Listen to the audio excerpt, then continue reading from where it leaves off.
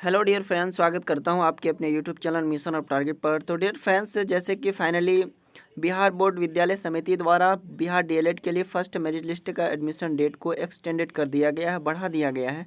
जैसे कि बहुत सारे छात्र का सिलेक्शन होने के बावजूद अपने कागजात को मुहैया नहीं कर पाए थे, अपने डॉक्यूमेंट्स को क्लियर नहीं कर पाए थे, जिसके वजह से एडमिशन नहीं ले पाए 23 नवंबर तक। लेकिन आप लोगों को बिल्कुल उदास नहीं होना, आपका डेट बढ़ गया है, आपका एडमिशन का जो प्रोसेस है वो बढ़ गया है।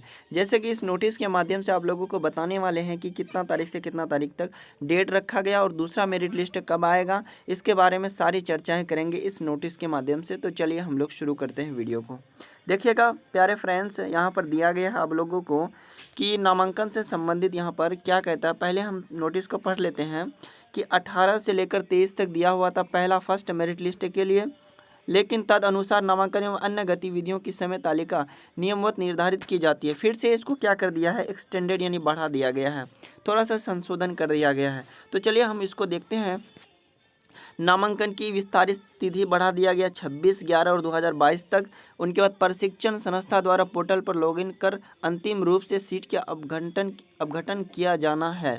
27 को जो होगा दोस्तों, जो भी सीटें बच जाएगी उसको पब्लिश कर दिया जाएगा। जैसे कि 26 के बाद 27 में एक दिन का वक्त लेगा, और वो एक दिन में कितने लोगों का एडमिशन हो चुका है और कितने लोगों का बाकी रहा है, वो जो सरकार की वेबसाइट में है वो अपलोड कर दिए जाएंगे। ठीक है दोस्तों, यानी जितना सारा स्टूडेंट का एडमिशन हो गया है उनके बाद जितना बचा हुआ उसको माइनस कर देगा, और जितना रहेगा उसी पर क्या होगा, एडमिशन फिर से होगा। और 26 को क्या होगा कि आवेदक द्वारा नामांकन के पश्चात स्लाइड अप की प्रक्रिया के लिए ऑनलाइन आवेदन की अवधि है 26/11/2022 को। उसके बाद एक दिन के बाद 27 को क्या हो जाएगा, आपको सीट यानी जो खाली वैकेंट सीटें हैं उनकी संख्या को देखने को मिलेगा। चलिए हम लोग बात करते हैं इंपॉर्टेंट बात कि द्वितीय चयन सूची कब जारी होगी। तो यहाँ पर देख सकते हैं कि दूसरा चयन सूची जारी करने की तिथि जो है 30/11/2022 को रखा गया है, यानी आपका 30 नवंबर को। अगला हम लोग देखते हैं, द्वितीय चयन सूची के आधार पर नामांकन की अवधि 1/12 से लेकर 5/12 तक 7/12 तक रखा गया है, यानी 1/12 से लेकर 5/12 तक, उसके बाद 5 से 7/12 तक रखा गया द्वितीय सूची के आधार पर। सॉरी यहाँ पर देख सकते हैं, पहला जो है 1 से लेकर 5 तक, यानी 4 दिन का वक्त मिलेगा द्वितीय सूची के लिए, और तृतीय सूची के लिए 7 से लेकर यानी फिर 5 से लेकर 7 तक रखा गया है।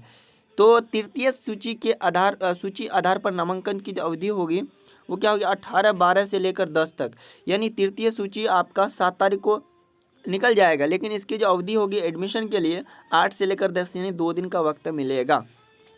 फिलहाल प्यारे दोस्तों, यहाँ पर दिया गया प्रथम, द्वितीय और तृतीय चरणों में मात्र उन्हीं आवेदकों का नामांकन होगा जिनके द्वारा CAF यानी ऑनलाइन जमा किया गया है। तृतीय चरण की नामांकन प्रक्रिया निर्धारित अवधि तक पूर्ण करने के पश्चात यदि संस्था में सीट रिक्त रह गए हो तो उक्त सीटों पर नामांकन नहीं लिया जाएगा।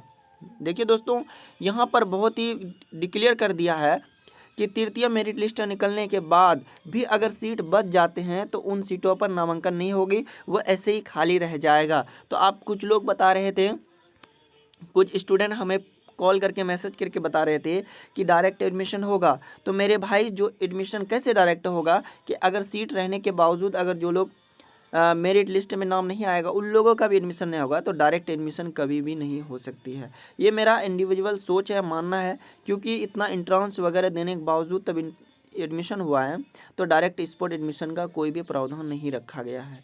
अर्थात अब वीडियो समझ में आ गई होगी। अगर समझ में आया तो मेरे चैनल को भी सब्सक्राइब कर सकते हैं। मेरा भी डाइट कॉलेज श्रीनगर पढ़ा है, जो कि मैं एक अभ्यर्थी हूँ, DLED अभ्यर्थी हूँ, और इससे संबंधित कोई भी स्टूडेंट मेरे वीडियो के डिस्क्रिप्शन में मेरा व्हाट्सएप ग्रुप का लिंक है, वहाँ से भी आप लोग हमसे संपर्क बना सकते हैं। बहुत बहुत धन्यवाद, ऐसे जुड़े रहें हमारे यूट्यूब चैनल पर।